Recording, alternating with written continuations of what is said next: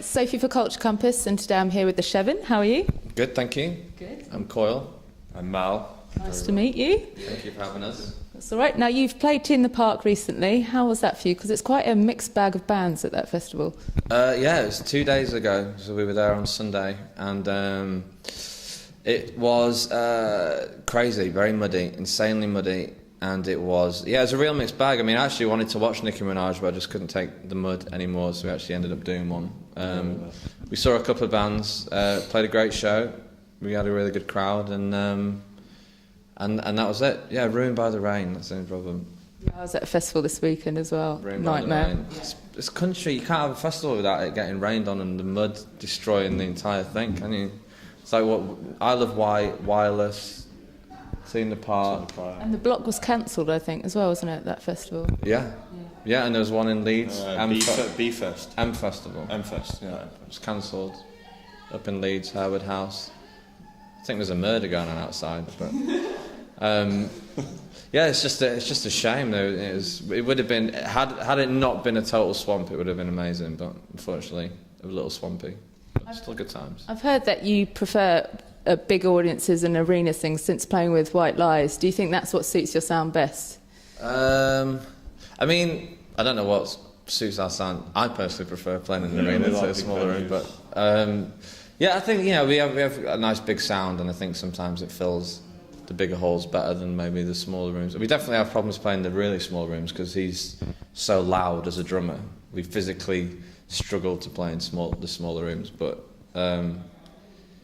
yeah, I think if someone said, do you want to play Wembley Arena or do you want to play the back of the pub, I'd probably say Wembley Arena, I think. Yeah, good decision, I think. Now, you did South by Southwest as well, and I've spoken to quite a few bands. Some love it, some think it's too sweaty and too chaotic. Where do you sit with it?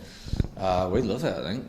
We had a great time. It is chaotic, but you just kind of deal with it, I guess. It's you land there and you go to your hotel, and then it's just game on from the minute you land till the minute you go. And we did 6 shows in 4 days, and we tried to catch as much music and other bands as possible. We saw a whole load of other stuff, tried to catch as much new music as we could while we were there.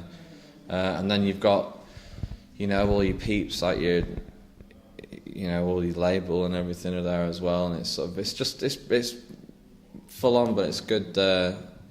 It's a great experience, and it's fun to be engulfed in so much music. So.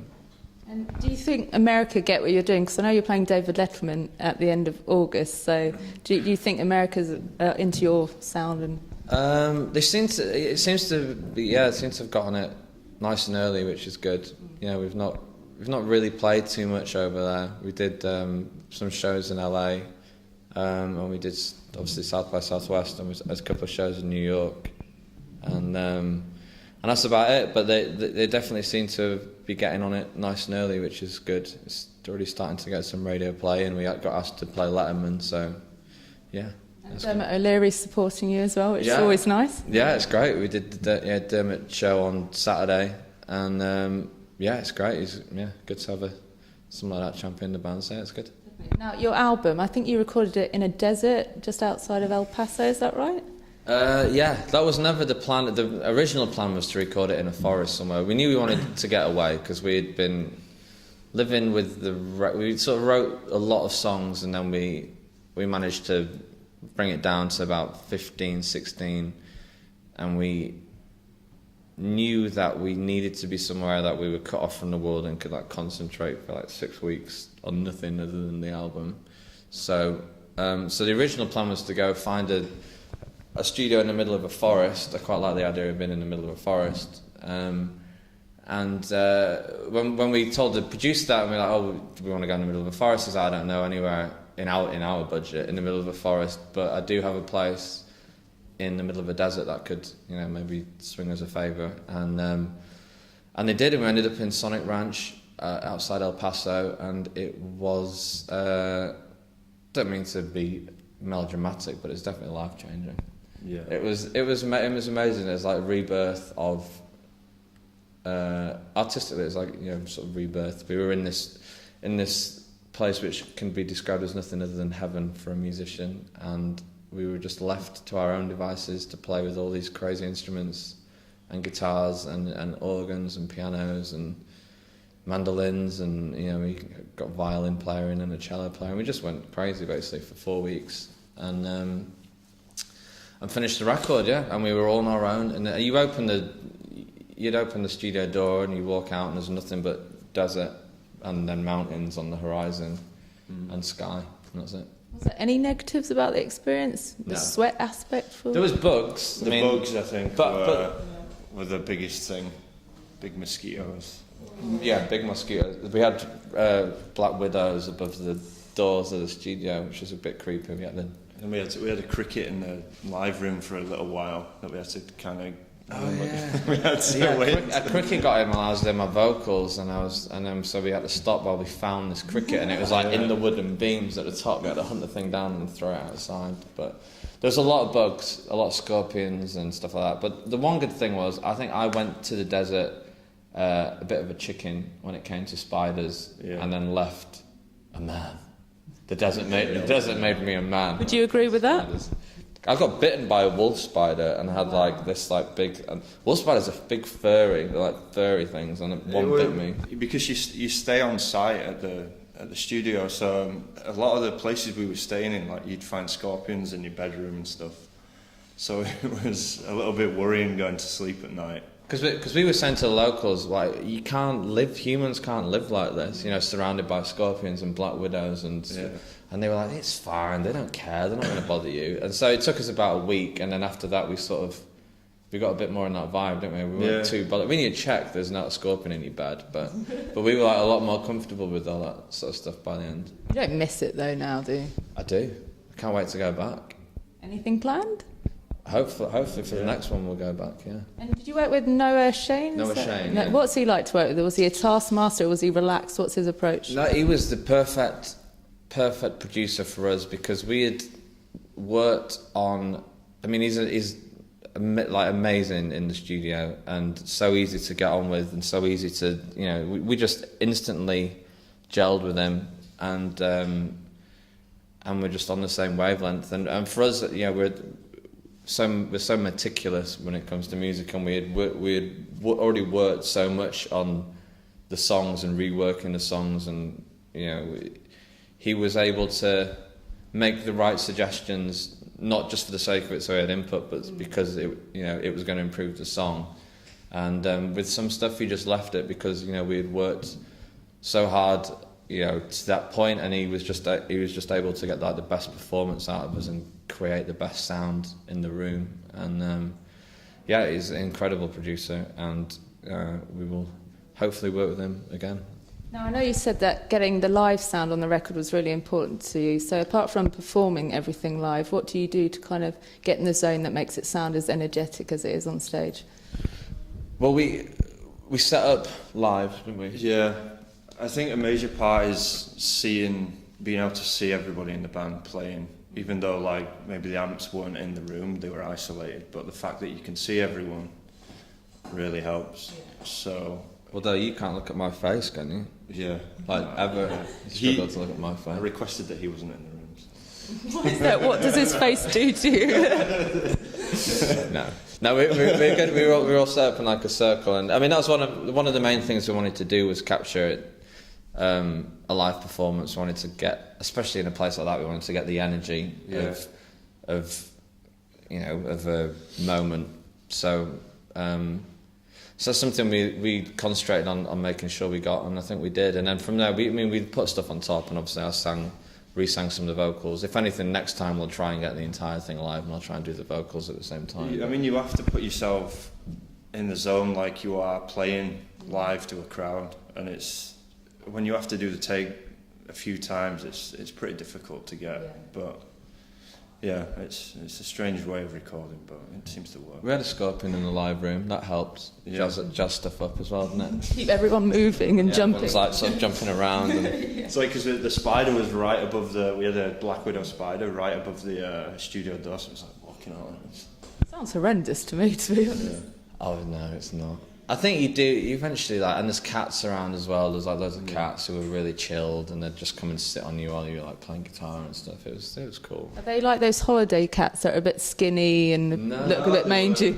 They were well-nourished cats, and they were playing with the raccoon. The raccoon, yeah. They had a pet raccoon there. So the kitten and the ginger kitten and the raccoon would fight on the grass. Entertainment. Yeah. Oh, it was craziness. Yeah, it was. Portugal, though. What's the raccoon's name? Good name, strong. Because Portugal, the man found it, right? The band Portugal, the man found it. That's why it's called Portugal. They were in there before us. Yeah. So it was, and there was a swimming pool. Yeah, we had a night in the pool, didn't we? Like a pool room. It was good. Living the dream. We were living the dream. Yeah. Now, I've heard you talk about the current state of the music industry. You say everything's a bit soulless since Arctic Monkeys' early stuff. Is that correct? You still feeling that at the moment?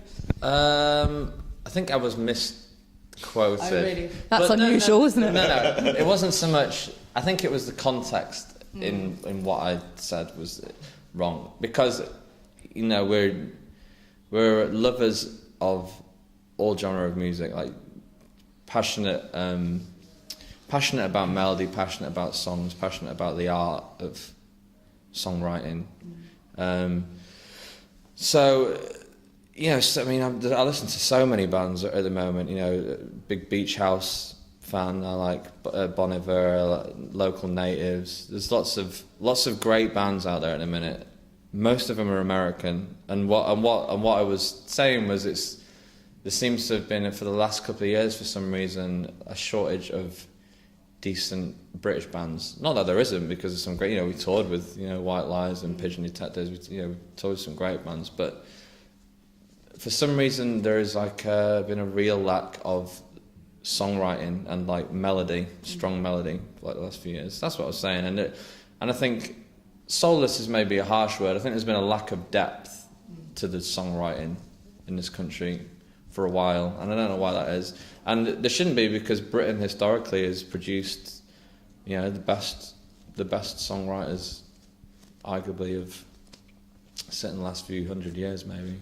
So there's no reason why they should stop having great songwriters, but they have. So I hope to see that change, because there's definitely talent in this little island of ours. We just need to concentrating on the art of writing melody and songs and lyrics and things that mean something and that move people, and stop. I don't know what it is. It's sort of like empty music has been around too much recently. Maybe it's the awareness of the right music is the problem. I mean, a lot of good music is struggling to get through, unfortunately. I think a lot of people feel that they have to sound a certain way to be able to get through the current machine. And I think people should just do what they love and not worry about that stuff. And if you write something that's good enough, have the confidence that it's going to affect people and people are going to want to listen to it, I think. Now, when you were growing up in Otley, I know that as Ace of Base, big fan there. First album I ever bought was Ace of Base. And then Sleeper and Nirvana, there were some other records you were listening to. Yeah. But what were the bands that made you think this is what we want to do for our career, or gave you hope perhaps that it could happen?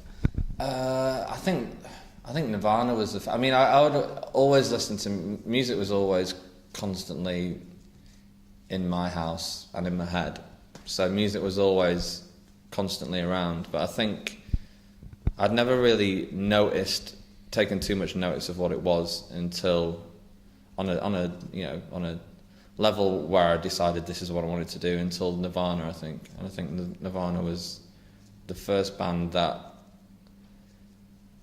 seemed to take me a little deeper into music. And then from that point on, I learned all their songs.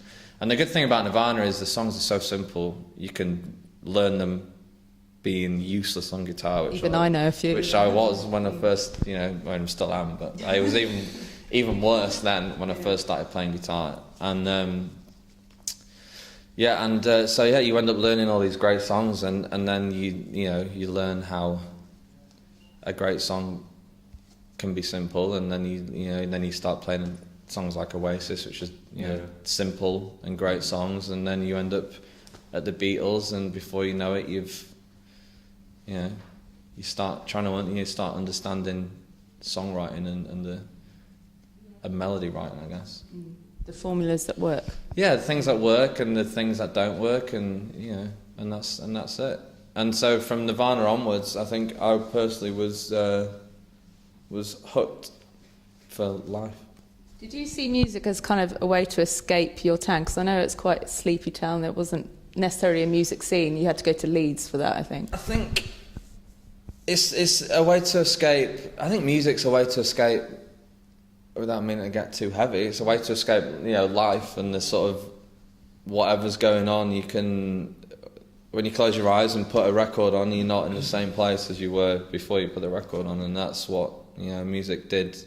Growing up in a little town, which is sort of beautiful but boring, and it, and whatever's going on in your sort of life as well, it's a way of taking you out of it. So an escape seems to be a theme for songs that I personally have written for a while. It's the theme runs maybe through this record as well. So yeah, I guess. Yeah.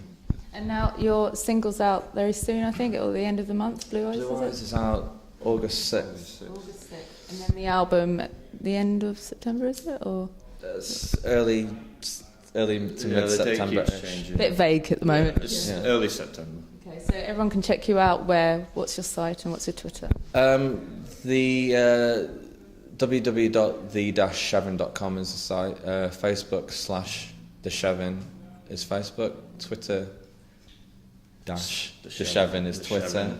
YouTube The Chevin. Everything. Quite easy, really. Chevin, yeah. Okay, well, best of luck. Yeah, / The Chevin, whatever it is. / They can figure it out. Yeah. Okay, well, thank you for talking to me today, and Thank good you luck. for it, yeah. Thank you for coming down.